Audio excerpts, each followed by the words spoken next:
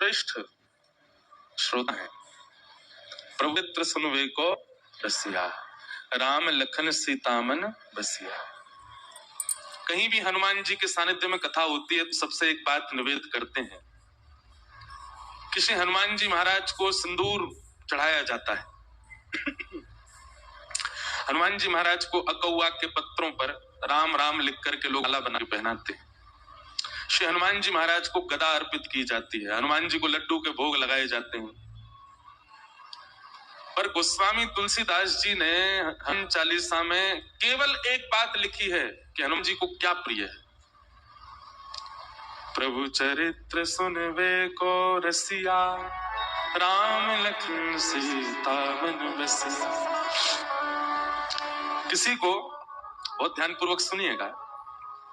पर जाती हुई शुगर और गिरती हुई एनर्जी लेवल्स, ये मेरी सबसे बड़ी प्रॉब्लम बनी। बिना कुछ खास किए ही दोपहर एनर्जी डाउन। मैं जो बिना थके घंटों डांस और शूट्स किया करती थी, अब कुछ मिनटों में ही रुक जाती थी। I really wanted my life and energy back. मैंने शुगर को समझा, पढ़ा, रिसर्च किया। अब मैं कपिवा डायफिन, इसमें है 11 आयुर्वेदिक जैसे करेला जो शुगर को एनर्जी में कन्वर्ट करता है, विजयसार जो शुगर स्पाइक्स मैनेज करता है, और जो बॉडी के नेचुरल इंसुलिन फंक्शन को सपोर्ट करता है। और 3 महीनों में ही मुझे फर्क देखा। I was back on my feet and back to dancing। 10 lakh plus लोगों को मिले पॉजिटिव रिजल्ट्स, उनमें से अब एक मैं भी हूँ। डायफिन juice try now at kapiva.in। This is something for everyone. I mean, girls, boys, singles, if you're experimenting, couples, sting, the list goes on. Their discreet packaging. And the fact that it's body safe, loved by all, and truly unique in design, packaging at every penny. Every product is tried and tested before being sold, so you're never going to be disappointed. Let me see you. किसी व्यक्ति को जलेबी बहुत प्रिय है और आप जब उसके पास लड्डू ले जाते हो या रबड़ी ले जाते हो, कलाकंद ले जाते हो, मोहन थार ले जाते हो, बालूशाही ले जाते हो, मुंह में तो नहीं आ गया आपके?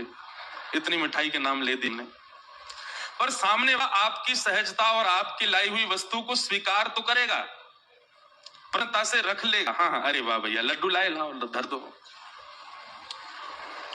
लेकिन यदि उसकी प्रिय वस्तु आप लेकर के जाएंगे तो वो रखेगा नहीं, तुरंत खोल करके उसको चख लेगा। अच्छा जलेबी लाओ, अरे गरम गरम है, अभी अभी पाल। चाहे उसका पेट भरा हो, चाहे वो कितना भी तृप्त क्यों ना हो, उसकी प्रिय वस्तु सामने प्रस्तुत करोगे तो तुरंत लेगा। हमारा और भावों से कोई विरोध नहीं है। आप ऐसा मत सोचना कि हम हनुमान जी की अन्य सेवा के लिए मना कर रहे हैं।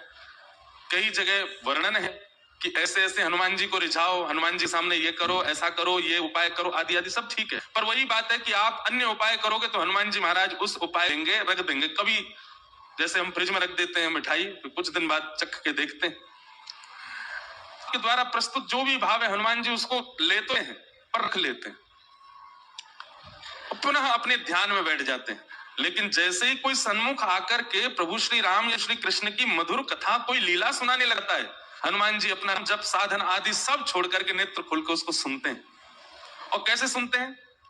यत्र यत्र रघुनाथ कीर्तनम तत्र तत्र कृतमस्तकांजलिं वासवारि परिपूर्ण लोचनम मारुतिम नमत राक्षसांतकम। वाष्पवारि परिपूर्ण लोचनम, नेत्र सजल हो जाते हैं जी के कथा सुनते हुए।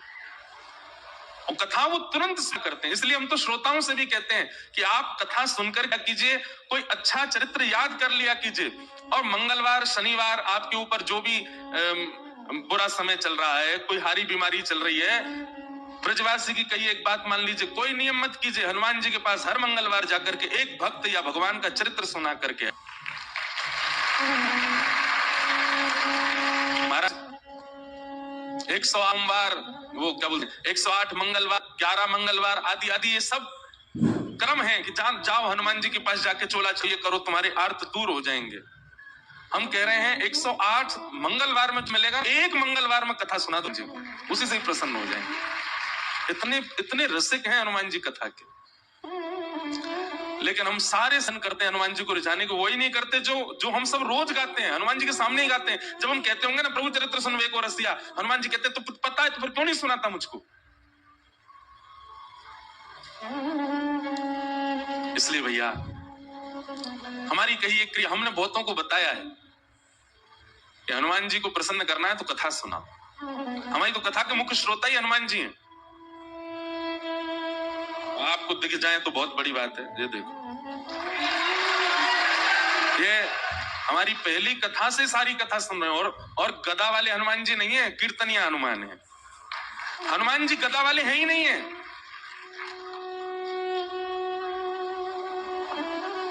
गदा पर अगर दृष्टि जा रही है तो इसका मतलब आप हनुमान जी का प्रभाव देख रहे हो।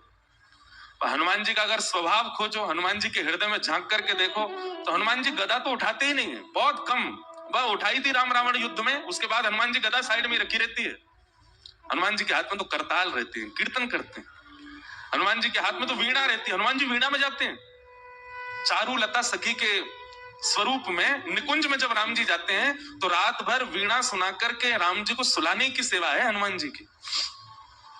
वीणा बजाते हैं।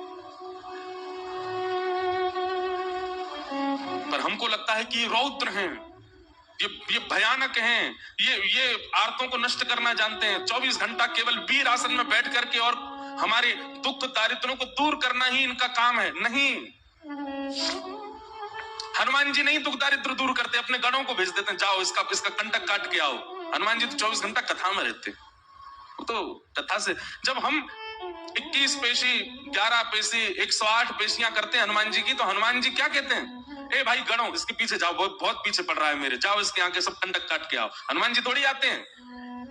हनुमान जी किसकी रक्षा के लिए आते हैं? जो कथा सुनाता उसकी रक्षा करने हनुमान जी आते हैं। अरे भैया, ये हमारे व्यास जी हैं, ये हमको कथा सुनाते हैं, इनके भाव सुन के हमको प्रसन्नता होती है, इनकी रक्षा तो हम करेंगे।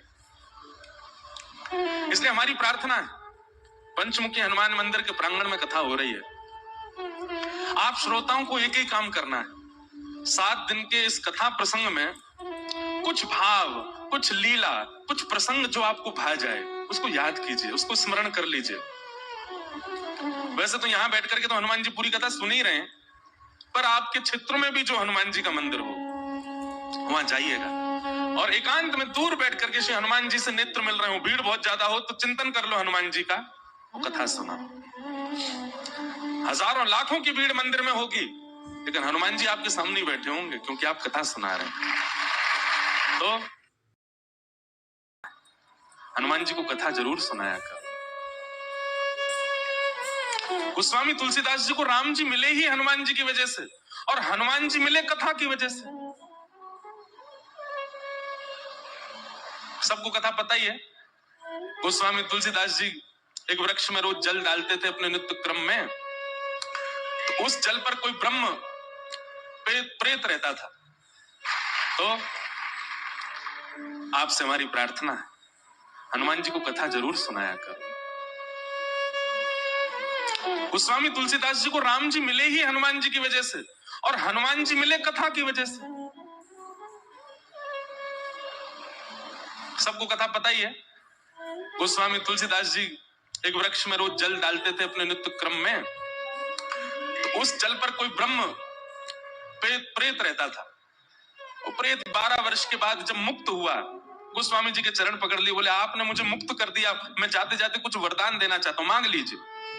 गोस्वामी जी बोले हमको राम जी से मिलवा दो। प्रेत बोला राम जी से मिलवाने की सामर्थ्य मेरी होती तो मैं प्रेत क्यों होता? गोस्वामी जी बोले कुछ तो करो, क्योंकि तुम मानव नहीं हो, प्रेत हो, तुम्हें कुछ तो पता होगा ठाकुर जी के बारे में। तो वो प्रेत कहता, बोले हाँ, जिनके मारे हम प्रेतों के प्राण निकलते हैं उनका पता हमको रहता है। कौन? हनुमान जी।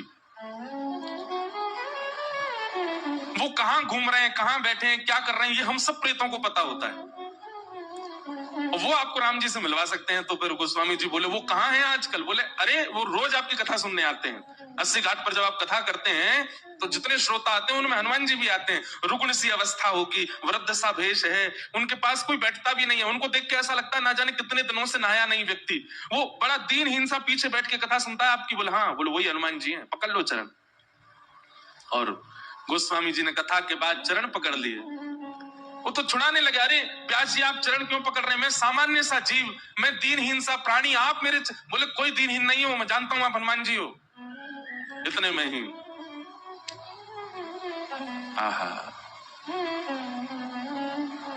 श्री हनुमंत लाल प्रकट हो गए। और प्रकट होकर के गोस्वामी जी को हृदय से लगा लिया, नेत्र सजल हो गए। गोस्वामी जी बोले, हनुमंत लाल, आप इतने दिन से कथा सुनने आते, मैं रोज आपको देखता, आप पीछे आकर के बैठ जाते, कोई आपका स्पर्श भी नहीं करता था, कोई आपके पास बैठता भी नहीं था। हनुमान जी कहते, कथा सुनने की विधा यही होनी चाहिए। अपने आप को पुजवाने के लिए या सब मुझे देखें, इस भावना से जो कथा में आता वो कथा सुन ही नहीं सकता। कथा तो वही सुन सकता है जो अपनी प्रभुता त्याग करके आवे, अपने रूप को बदल करके कथा में आवे, और जहां स्थान मिले चुपचाप बैठ करके प्रसंग सुने। ये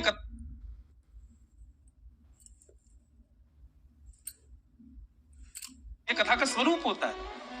अब मैं इस रूप में आऊं तो मुझे कथा कौन सुनने देगा? सब मेरे पांव पकड़ लेंगे, इसलिए मैं रूप बदल करके आता। गोस्वामी जी, आपने बड़ी सुंदर सुंदर कथाएं सुनाई, मैं तो नित्य सुनता हूं आपको।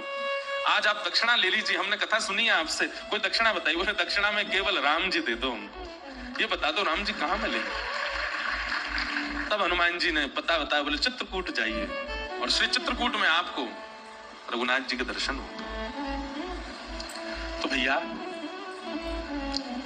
हनुमान जी केवल संकट हरण नहीं है, हनुमान जी केवल पीड़ा निवृत्ति करने वाले नहीं है, हनुमान जी केवल हमारे आर्तों को दूर करना जानते हैं, यही उनका काम नहीं है।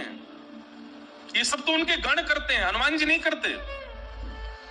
हनुमान जी तो केवल कथा के रसिया हैं, कथा श्रवण करते हैं। हनुमान जी जैसा भावुक कोई देव नहीं, हनुमान जी जैसा दयालु कोई देव नहीं। हमने समझा भले ही उनको बहुत रौद्र रूप में है, पर उन जैसा कोई कोमल नहीं है। सबको कथा पता है, लंका सिया सुध लेने जब जाना था, सारे बानर उछल रहे थे, हम जाएंगे हम जाएंगे, हनुमान जी पीछे बैठे चुपचाप। उनको पता ही नहीं है कि मुझ में बल क्या है। एक बात याद रखिएगा, जो वैष्णव होता है, जो भक्त होता है, वो अपने गुण को ज्यादा प्रकाशित नहीं करता। जैसे किसी के अंदर कोई गुण होता है ना, वो उस गुण को इतना प्रकाशित कर देता है कि उसके चेहरे पर ही वो दिखने लग जाता है, इसमें ये गुण होगा। जैसे किसी के पास धन बहुत है, धनवान है, तो स्वरूप ही ऐसा बना के घूमेगा कि देखने वालों को पता चल जाए धनवान है। कपड़े कैसे, एक सरवट नहीं आ जाए उस पर, सीधे रखेगा, बैठेगा तो अदब से बैठेगा, गले में 2-4 जंजीर पहन के रहेगा सोने की, हाथों में इतनी सारी अंगूठी, छोटी छोटी से काम नहीं चलता, बड़ी बड़ी पहनेगा। फोन जेब में रख सकता लेकिन हाथ में ही रखेगा, सबको पता चले 2 लाख का फोन है मेरा। जूता चप्पल ऐसे टिमटिमा रहे होंगे उसके कि मानो जैसे कोई तारे चमक रहे हों। वो अपने स्वरूप से ही बता देता है कि मैं धनवान हूं। ऐसे ही धनवान व्यक्ति अपना स्वरूप बता देता है। बलवान व्यक्ति, कपड़ा फटे जा रहे हैं, निकल रहे हैं महाराज, यहां से हाथ निकल रहा है, यहां से छाती निकली जा रही है, चले तो हाथ यूं। हमारे साथ बेचारे 2 भैया हैं, ये तो बढ़िया है ना। पर बलवान व्यक्ति अपने रूप से दिखा देता है कि मैं बलवान हूं। अच्छा, ज्ञानी